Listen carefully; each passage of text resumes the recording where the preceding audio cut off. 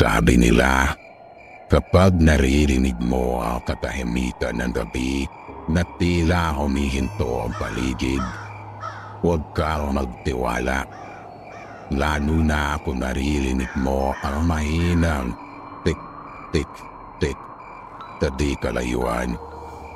Dahil baka hindi lang ibon ang nagmamasid sa'yo.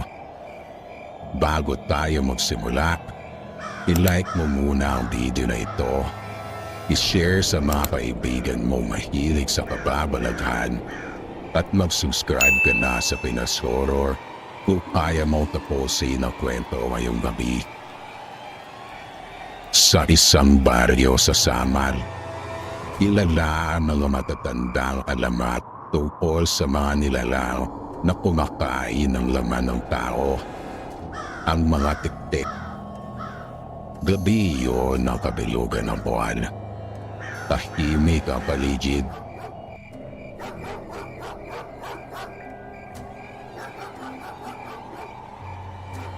Tila ba nakahinga ang buong baryo.